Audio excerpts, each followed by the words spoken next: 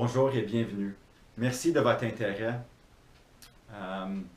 Nous sommes ici pour vous parler de deux plateaux de travail, deux projets de réinsertion sociale de l'Éveil de Bromissisquoi.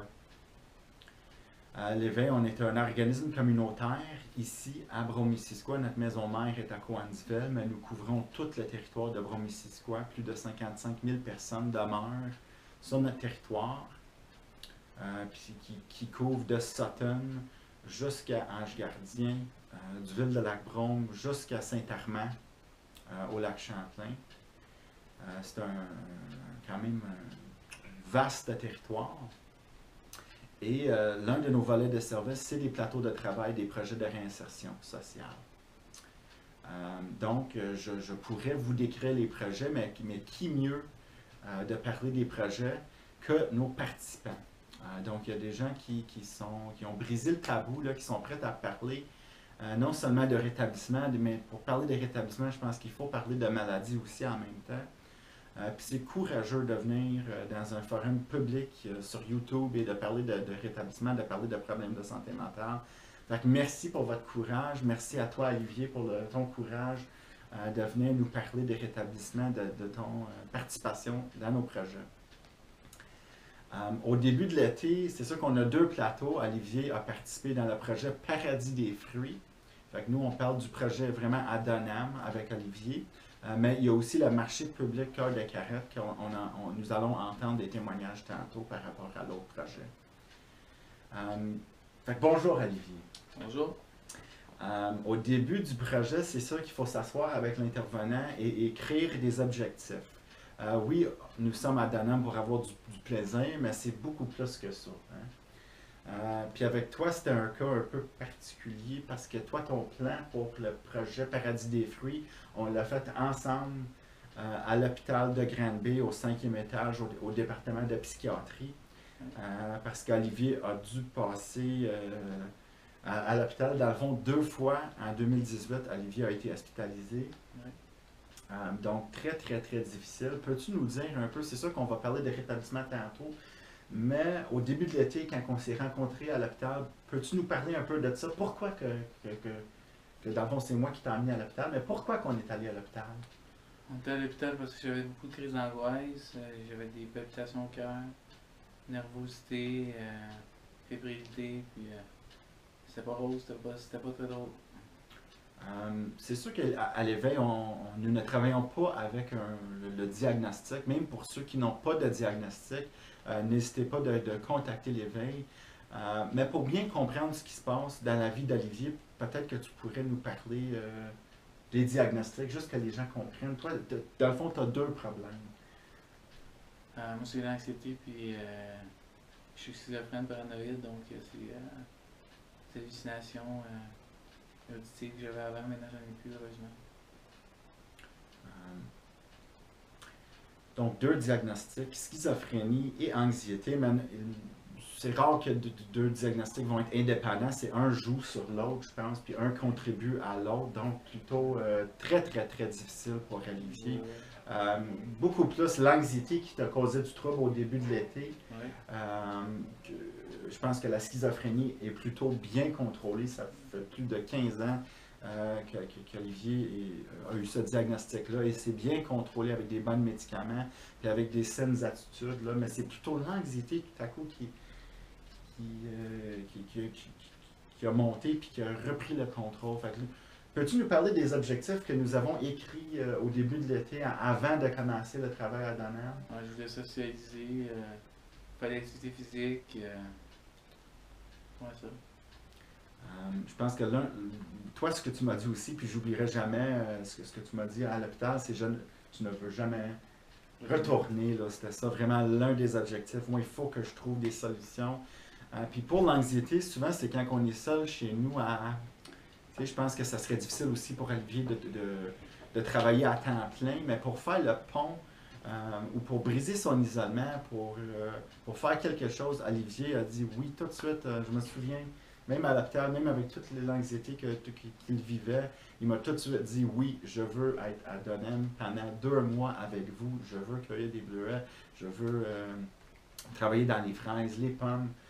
Je veux, faut que tu me sortes de l'hôpital.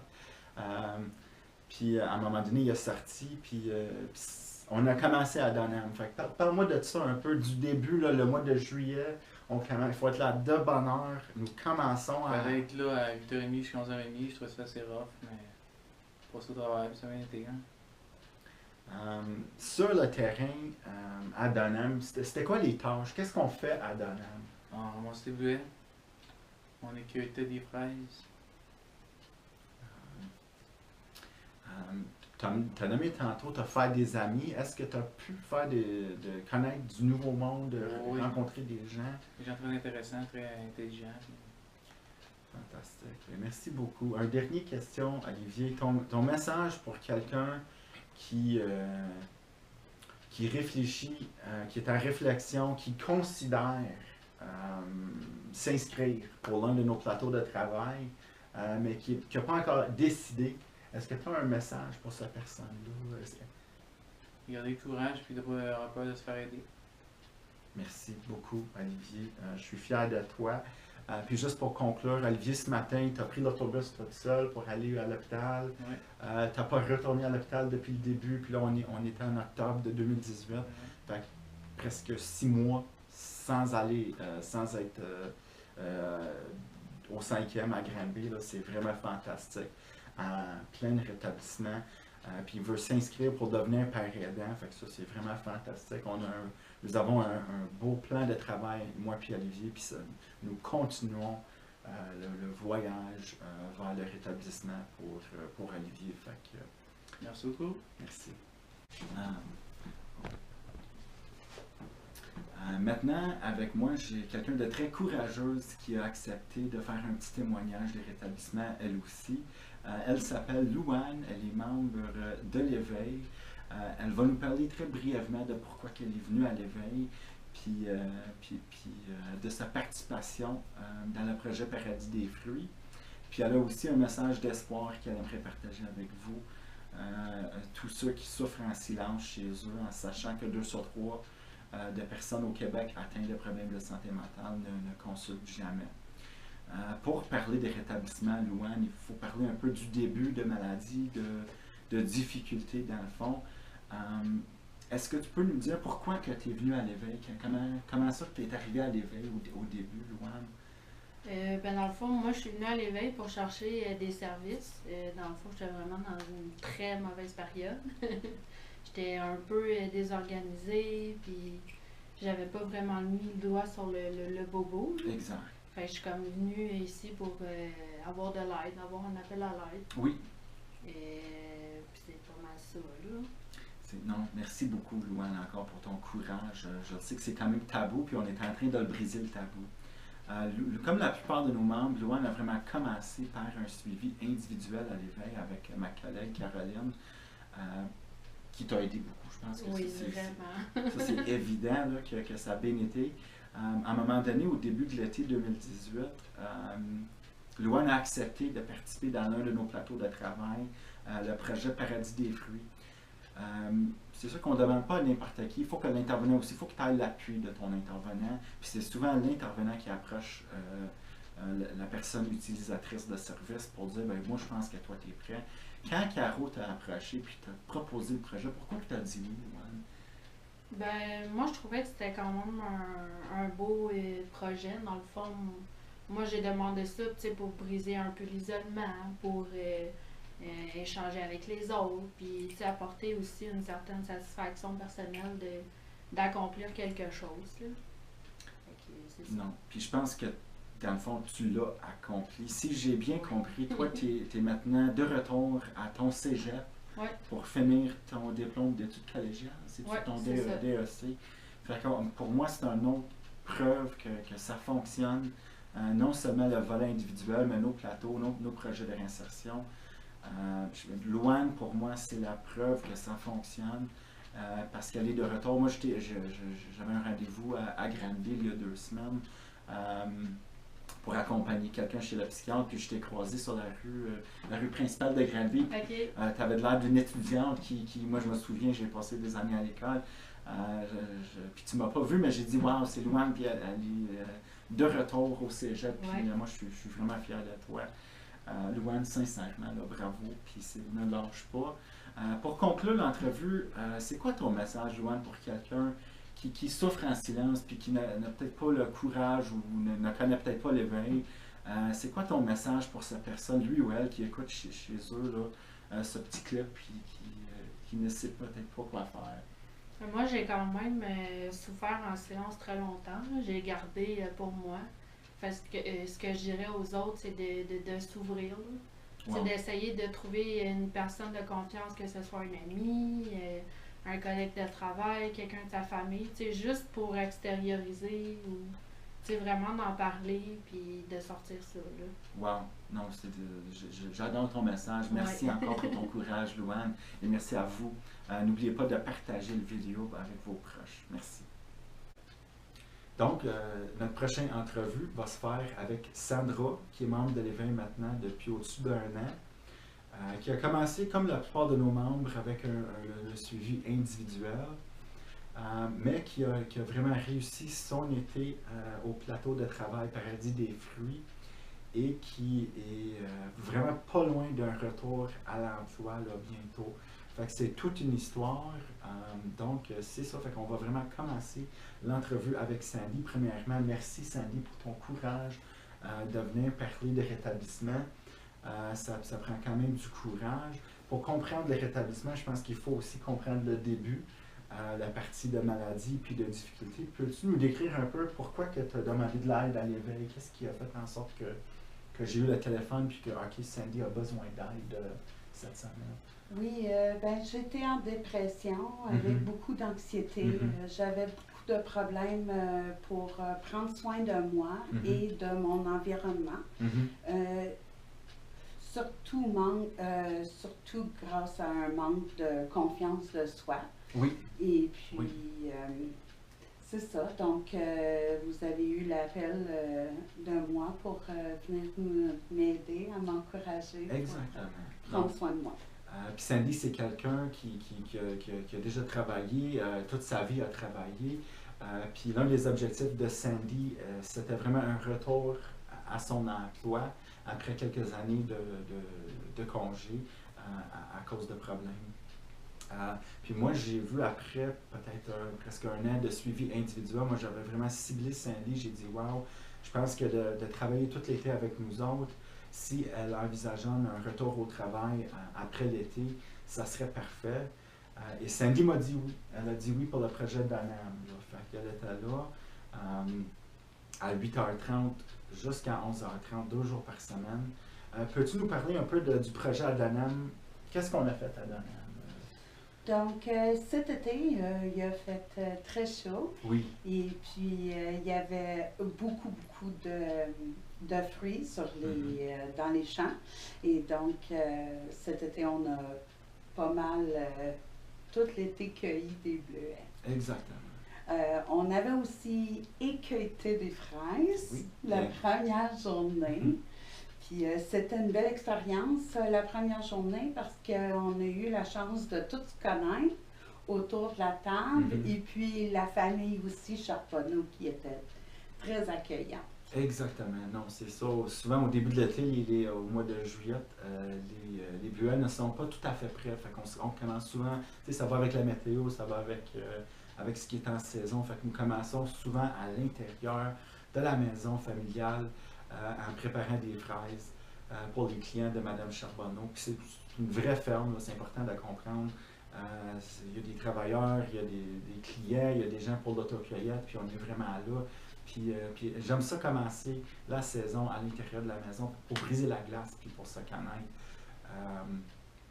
Vraiment fantastique, puis ça a bien été pour Sandy. Puis on a vu aussi la progression sur l'été, des gens qui ont amélioré, se sont fait des amis, puis créer des amitiés qui vont durer le restant de nos vies. C'est vraiment le fun. Dernière question, Sandy. Ton message pour quelqu'un qui écoute ce clip chez eux, puis qui ne connaît pas l'éveil, puis il sait peut-être même pas son diagnostic, mais il a un problème de santé mentale, c'est que ce serait quoi ton message pour cette personne-là? c'est très important de ne pas s'isoler. Allez chercher de l'aide.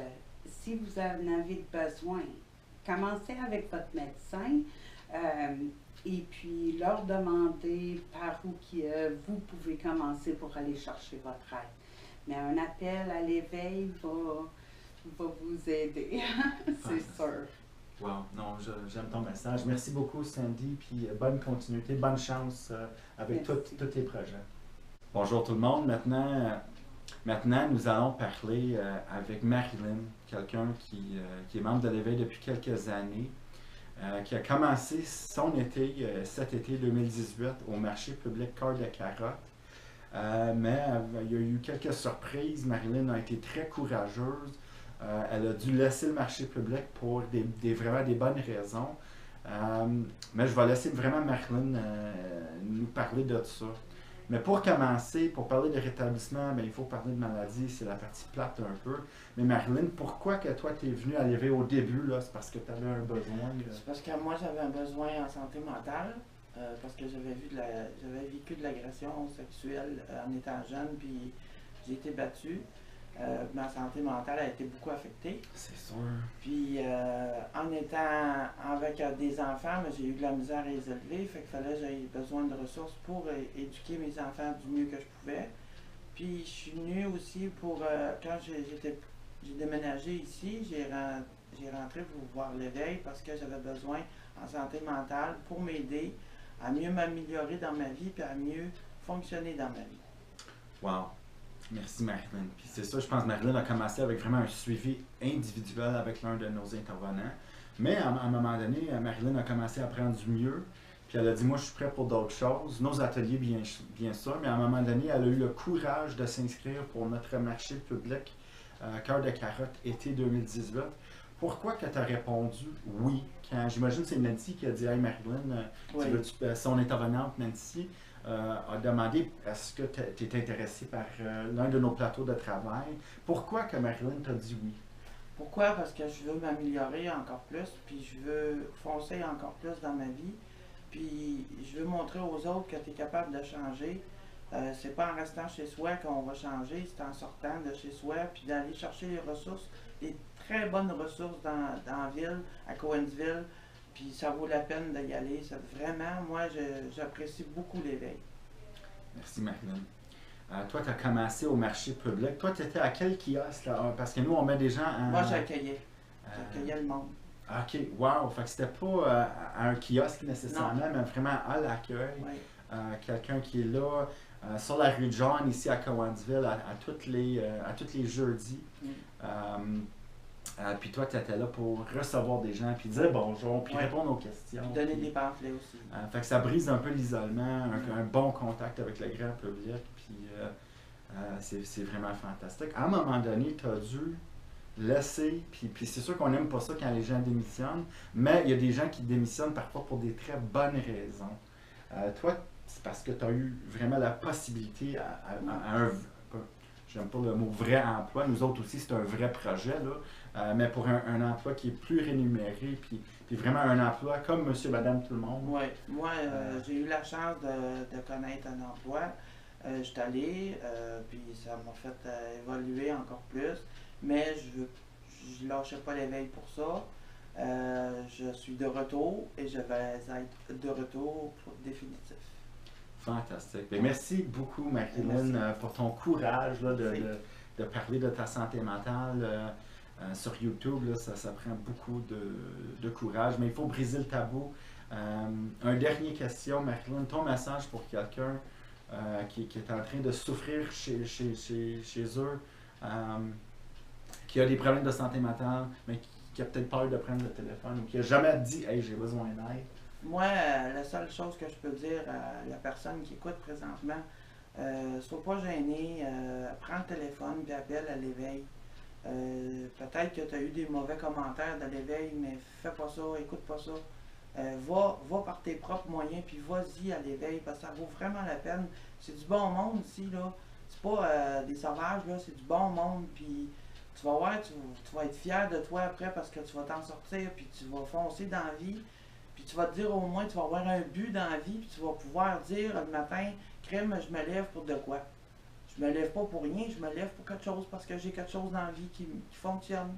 Même si ça va pas bien dans ta tête. Wow. Merci beaucoup. Ça fait plaisir. Nous avons certains membres ici à Bromissisquoi qui sont anglophones, donc je vais introduire la partie de notre vidéo qui va être en anglais. C'est quand même environ 40% de notre population ici à Bromissisquoi qui parle anglais. Donc nous sommes très fiers, sincèrement, d'offrir les services dans les deux langues. Et cet été, comme la majorité de nos étés, c'était vraiment moitié-moitié français-anglais à Dunham. Donc c'est le fun, c'est vraiment intéressant pour nous. Puis souvent les gens, ça va être l'un des objectifs qu'ils vont inscrire au début de l'été. Les anglophones, mais moi l'un de mes objectifs, je vais apprendre un peu plus de français. Puis pour les francophones aussi, de dire, ben moi je veux apprendre un peu d'anglais, en sachant que la santé mentale touche vraiment tout le monde. Jeunes, plus âgés, noirs et blancs,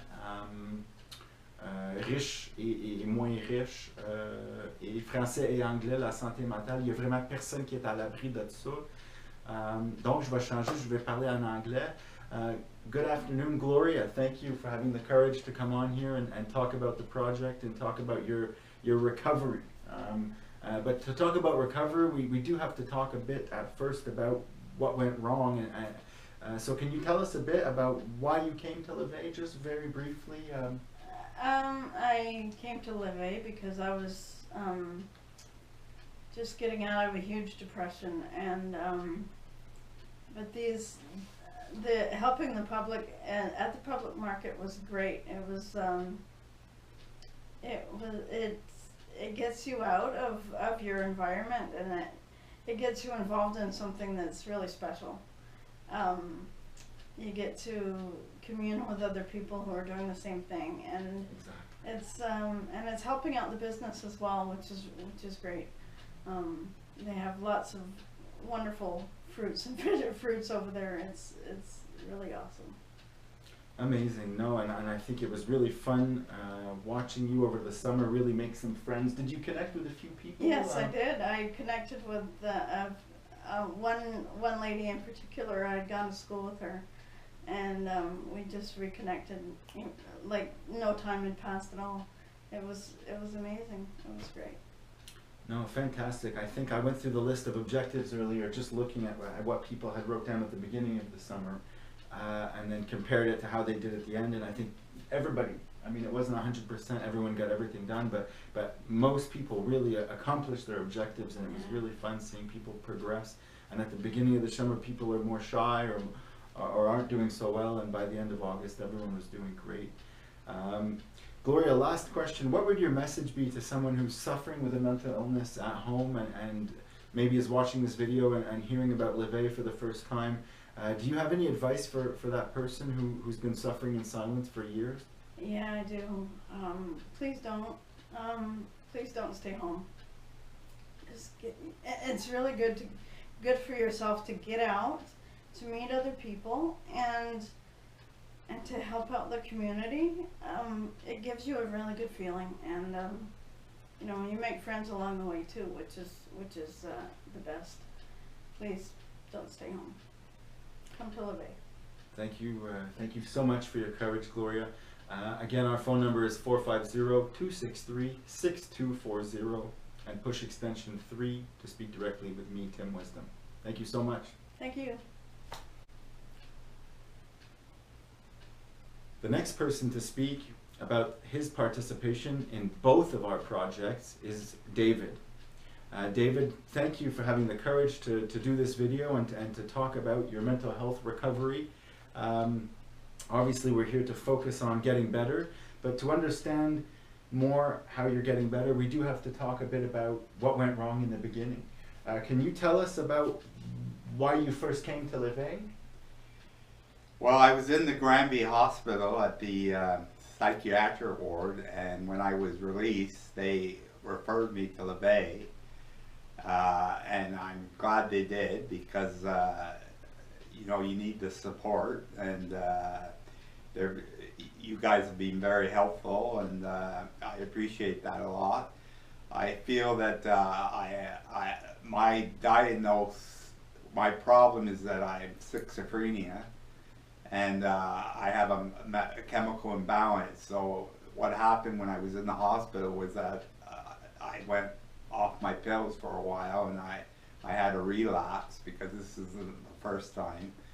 But since I've been out, I've been seeing Tim, and you know, every so often, and a regular basis, and he's been very helpful. He always asks nice questions about how you doing, or you having any relapses or things like that. And I find it's been a help. So. Thank you so much, David. And that's it. Often people will start out with an individual follow-up at Leveille.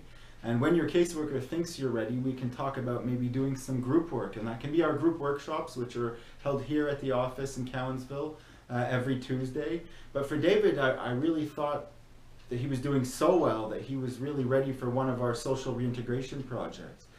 So I immediately signed him up, with his permission, of course, for the Dunham project, picking blueberries, working with strawberries, even apples sometimes. There was lots of different jobs to do over in Dunham.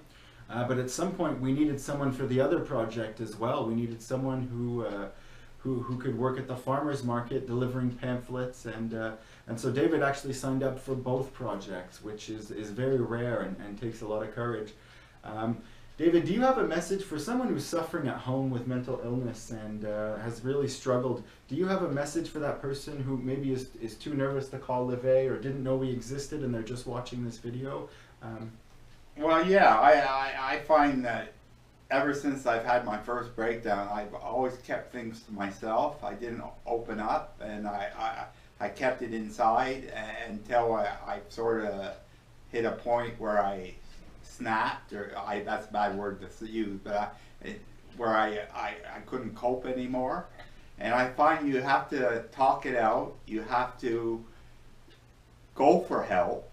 You just can't keep it to yourself. So if you have a friend or somebody, a family member, or even if you know about Leveille, phone them up, and they're there to help. So just open up, and you know, don't keep it to yourself.